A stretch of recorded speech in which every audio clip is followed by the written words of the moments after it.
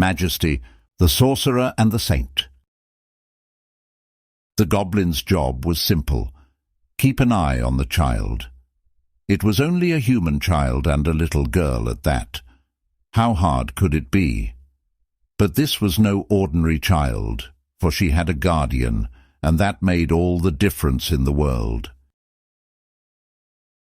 Nothing unusual ever happened in Summerport. It was a quiet little town with pleasant sunsets, white Victorian houses and front porch swings. Normally the weather was quiet as well, but the rumbling of thunder over distant hills was a sign of things to come. The old weather vane atop the Campbell house pointed due west and hardly moved in spite of the strong gust of wind that blew through the trees. A weather vane that resisted the weather was a peculiar sight, but not as peculiar as the horrible little thing that sat atop the roof of the Campbell home. The tiny grey creature rested its lumpy back against the cold steel of the old weather vane and looked up with yellow eyes as an icy rain began to fall. The pointy-horned imp hated the light of the earthly realm, and even this gloomy half-light was more than it could bear. The grim urchin was barely 12 inches tall and grumbled as the rain drizzled down its bony face. Then, with a shudder and a chill, it quickly disappeared from view to set about its dark purpose. The house itself looked drab and dreary, nothing like it did years before, back when there was the laughter of children and the white-haired old woman with her worn-out old Bible used to pray. It was then that a light surrounded the quiet little home, a pure golden light that shone like a beacon from heaven. Of course, no one ever saw the light or even knew it was there. Yet, from the chimney to the basement, the front door to the back fence, the Campbell house glowed like a lantern, and by night it grew even brighter. But now that the old woman was gone, and no one prayed for the children any more, a living darkness had descended on the home, and all that was needed was a willing heart for the watchful creatures to set their dark plan in motion. The boy sat in his room and glared at the sheet of paper. He had said the strange words over and over again, countless times, and still nothing had happened. "What good is a magic spell if you can't use it?" Jack sneered and stood to his feet. "It's not like I didn't try," he yelled at the empty space around him. Then, with hands trembling and his face twisted into a snarl, he gripped the piece of paper and tore it right down the middle. Jack gathered the two halves together and ripped it again and again, and when he was done, he tossed it into the air. The bits of paper drifted down like snow, but before they could settle, Jack whirled around and kicked his chair. He shoved his desk and knocked over his lamp, which shattered the bulb with a pop. He staggered and stumbled and tore through his room, kicking books and boxes and piles of clothes like so much trash. When he was done, the room resembled a garbage heap, which didn't look much different since it was already a mess when he started. Still, he felt better about himself and stood in the center of the room with his chest heaving up and down. But before he could catch his breath, he thought he saw something. In the dim stillness, something moved. Jack leaned forward and peered at one of the tiny pieces of paper on the floor. He blinked and rubbed his eyes as the thing stirred, then leapt up and flitted back and forth, like a moth trying to find the light. He looked here and there as every fragment of paper, every shred down to the tiniest speck, came to life. They hopped over things, swirling around in a sudden flurry. There was no wind, or even the slightest hint of a breeze, as Jack stared in disbelief, and the bits of paper fit themselves back together, without the slightest care that the boy was watching them perform their magical task. In a matter of seconds, the old sheet of paper was back, and rested itself on the floor, as though nothing unusual had happened. Jack reached down with hands trembling and picked it up. He flipped it over several times to check the front and back, but aside from its yellowed, tattered edges, there was no sign of damage or the slightest tear. Jack suddenly stiffened, as though he sensed another presence somewhere nearby. Then, with the paper in hand, he turned to face the closet that lingered in the shadows across the room. He stared at it reluctantly and regarded it with a new-found respect. The closet was where he had found the old sheet of parchment, and it was from behind that door that he knew its powers had come. "Okay, I'll do it," he said. "I don't know how, but I'll try," Jack whispered softly, a dark and solemn oath he would never forget. Katie Campbell sat watching the rain streaming down her window. She drew her knees up in front of her and listened to the distant thunder as the rain began to fall and showed no signs of letting up. Dad would be late, but even with the dreary weather to contend with, the window seat was lined with pillows and was comfortable. She leaned her head against the cold window frame and wished that her teeth could have been more comfortable, if not a little straighter. She moved her tongue across her braces. It had only been 2 days, and the soreness was finally starting to go away. But that wasn't the worst of it. At 12 years old, she hated the way she looked. She hated all the jokes and all the ribbing. But here, alone in the dark stillness of her room, she was as beautiful as she wanted to be, and that felt good. I have learned to be content in whatever situation I find myself. Katie smiled as she remembered what her Nana used to call her pearls of wisdom. They were words from the Bible that her grandmother used to read to her when she and Jack were little. Now, in the quiet moments, Katie missed her dearly. Ever since Grandma Nana had passed away, things were very different. Katie couldn't say how, they just were. Even when she wasn't thinking about it, she could feel it. And sitting there, alone in her room, she could feel it now, with the rain trickling down and the steady patter against the glass. She listened for a while until she heard another sound, a peculiar knocking. At first she thought it was the wind or a branch outside, rapping against the shutters, then turned to see her brother Jack standing in the doorway of her room. At 16 he had grown considerably, and was a tall, thin scarecrow of a figure lurking in the darkness. Katie watched him for a moment, and was about to say, "Come in," when she realized that he wasn't looking at her at all. Instead he was tapping on her door very lightly, and inspecting it with great care, as though it contained the knowledge of ancient secrets that were his to find, if only he knew what to look for. After a great deal of frowning and nodding, Jack finally stood back, took a deep breath, rubbed his hands together as he had done so many times before, and started to chant. "Digahoo, bigahoo, bala, boogie-ya," Jack said in a low voice, much deeper than his own, like he was pretending to be someone else. When nothing happened, he began to say the words faster and louder. The silly-sounding words made Katie giggle. "Quiet," Jack said, and continued to chant, "Digahoo, bigahoo, ba-la, boogie-ya." He repeated the words with greater insistence, as though he wanted the door to do something. "Digahoo, bigahoo, ba-la, boogie-ya," he shouted, flicking his fingers at the door, like he was counting by tens, when Katie finally interrupted. "What are you doing?" Jack dropped his hands by his sides and stared in defeat. He had done this to every single door in the house, and each time it was the same. "I'm trying to cast a traveling spell on your door, but it won't work," he said with a look of disgust. "Oh," Katie said, and tried not to sound totally disinterested. She didn't really understand why Jack felt her door should have a traveling spell, and didn't think her door particularly needed to go anywhere. But since she was 12 and Jack was her older brother, if he was willing to waste his time, she was willing to watch. Jack pulled the sheet of paper from his back pocket. "I don't get it," he said. "I wanted a transformation spell so I could do stuff. You know, like turn pennies into gold, and they send me this traveling spell that doesn't even work." "They?" Katie asked. Jack ignored her and stared at the piece of parchment. At the top of the page, in very fancy writing, were the words Gelzuin's Sorcery and Wizard's House of Magic. Just below was Jack's name next to the words Traveling Spell. The magic words were clearly written in the middle of the page. At the bottom were the instructions that told you how to perform the spell. They were written in Old English.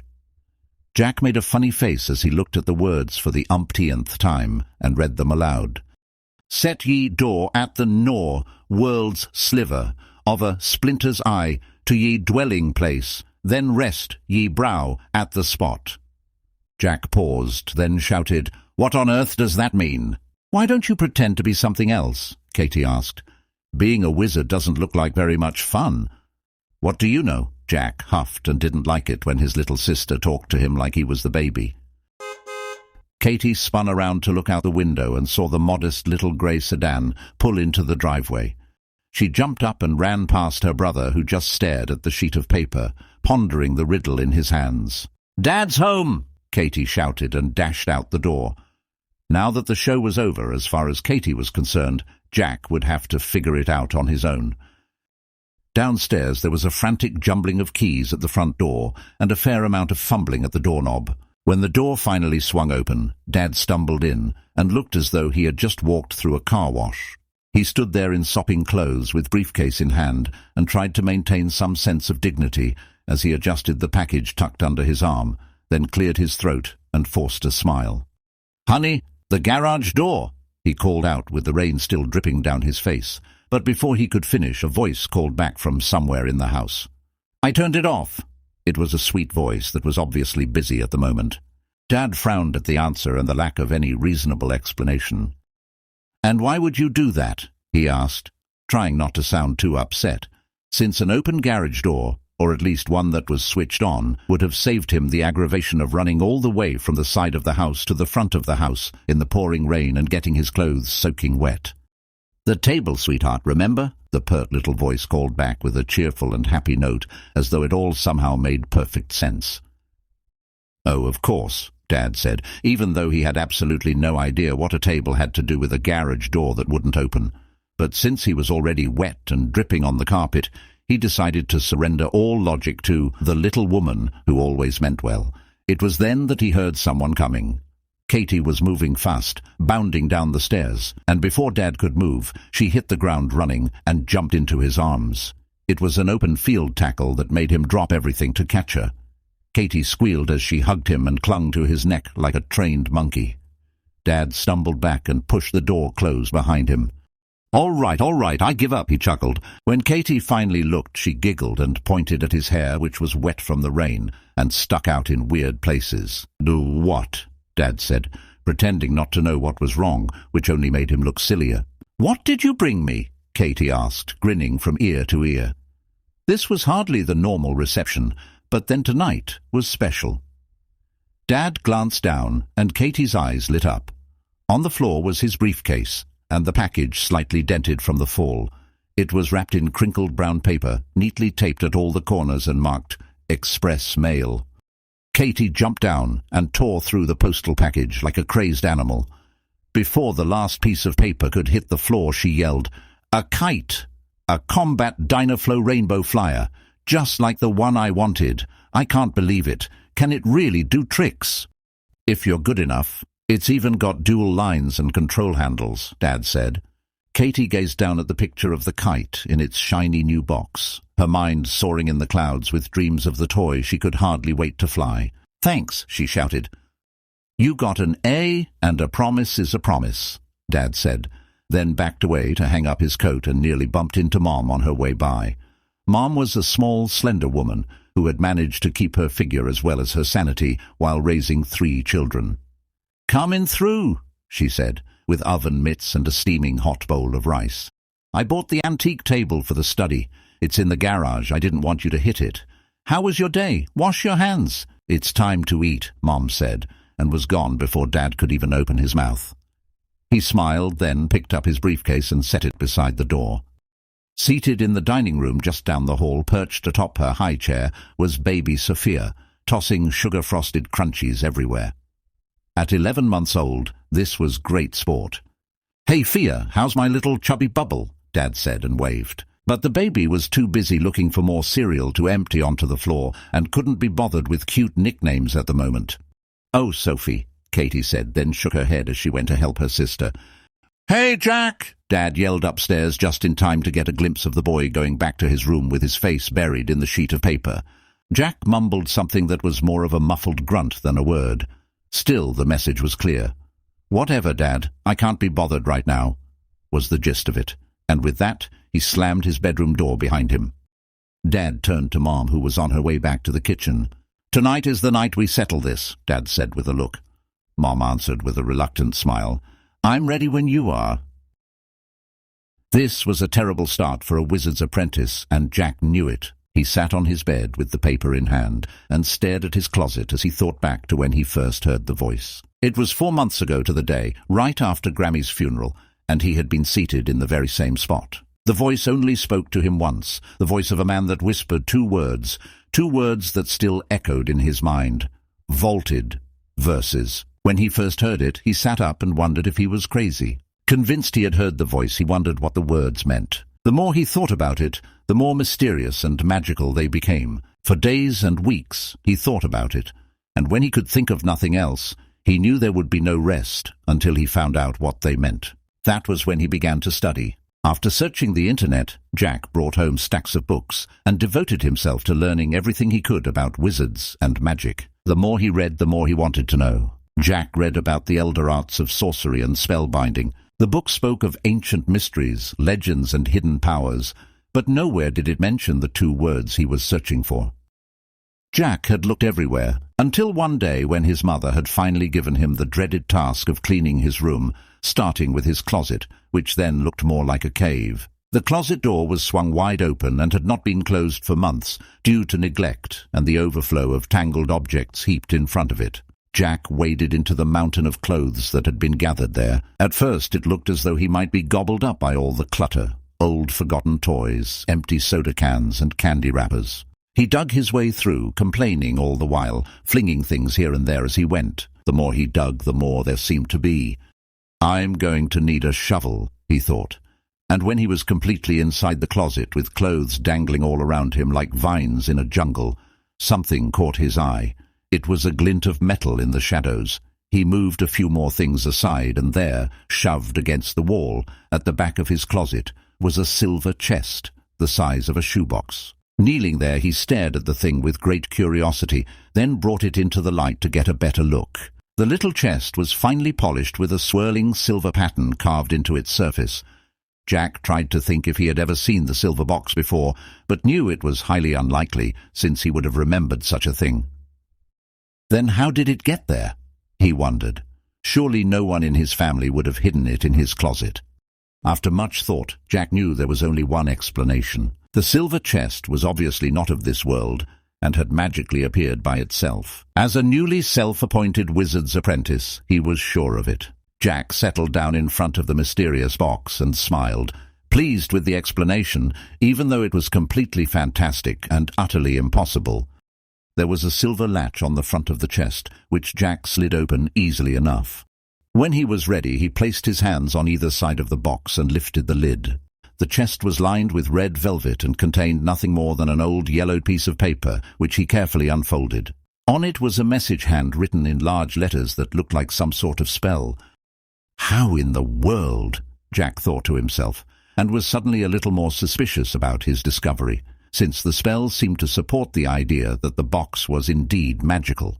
Jack glanced around to make sure he was quite alone, and when he had regained his nerve, he read the instructions more slowly. He read them again, and when he was sure he knew what to do, he placed the note back in the box and set it in the closet. After a great deal of effort, he cleared away all the junk, then closed the closet door, stood back, and said the magic words.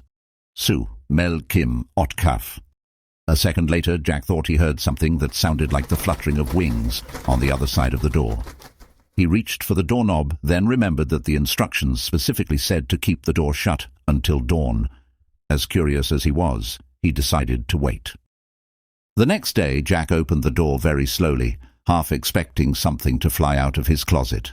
But aside from the usual clutter, everything seemed normal. The silver box was right where he had left it. Jack pulled it out, and when he opened the lid, he found the same piece of paper. At first he thought nothing had happened, until he unfolded the old piece of parchment and was amazed to find something else written on it. In addition to the magic spell were 4 new words. How are you today? The words were written in the same perfect handwriting. Jack scrambled to find a pencil, cleared off a space on his desk, and wrote very carefully the letters F-I-N-E, fine. It was a simple response. With that he folded the paper, placed it back in the silver box, said the magic words, and closed the closet door. Again he heard the fluttering sound of wings, and stared at the door, but dared not open it for fear of breaking the spell, or even worse, letting whatever was inside get out. The following day, when Jack opened the closet, he looked inside the silver chest, and to his surprise, the old words were gone, and had been magically replaced by new words. The note simply said, "Very good. Is there something I can do for you?" Jack could hardly contain himself. He wrote back, "Who are you?" Then put the silver chest back in the closet, said the magic words again, and listened. He heard the fluttering and flapping sounds which slowly faded away, as though there were a great space on the other side that led far beyond the walls of his closet. The next day Jack cleaned everything out, which impressed his parents greatly. "Now that's what I call house cleaning," Dad exclaimed on his way by the room. When the closet was perfectly empty, Jack stood inside and looked around. It was a small space, only 5 feet wide and 6 feet deep. He knocked and banged on the plaster walls, which were bare and obviously quite solid. When he was satisfied that there were no secret openings or hidden passageways, Jack just scratched his head and read the note inside the silver chest. They were the same words he had written the day before. "Who are you?" Jack wondered if he had forgotten to say the magic words, then decided that if he was going to send the letter back, there was a much better question he wanted to ask. He erased the first message and wrote, "What are the vaulted verses?" All things considered, it seemed to be a logical question. After all, if the box was really magical, sent by magical means, one would think that whoever sent it should know the answer to the question, since it was indeed a question of magic. At least it was worth a try, Jack thought. He put the box back in the closet, closed the door, and said the magic words. There was the usual flutter and flapping, and the note was on its way. The question was, where to? The following day, Jack opened the silver chest and found the same words on the note. Again, there was no response. He erased the words with some concern and wrote, "Hello, are you there?" Then put the note back and closed the closet door. He said the magic words and heard the usual bird-like noises coming from within. This time he was more concerned about the message and hoped there would be an answer. The next day Jack was surprised to find a new message. It read, "How about a nice travelling spell?" Jack was so overjoyed he held on to the note for the whole day and read it every chance he got. Then, when he was really able to give it some thought, it occurred to him that he didn't know what a travelling spell was, and honestly had no interest in one. If he had his choice, he knew exactly what kind of spell he wanted. Jack finally wrote back, "I'd like a transformation spell, please." He folded the paper, placed the note back in the box, then closed the door. As usual, he said the magic words, "Su Melkim Otkaf," but what he did next even surprised himself. Jack quickly grabbed the doorknob, gave it a twist, and flung the door wide open. Floating near the floor, just above the silver chest, was a tiny creature, what looked like a little man, 8 inches tall, as shiny as metal, and black as coal. It had the bony face of a cat, and shielded itself from the light with leathery black wings and the piece of parchment in its grasp.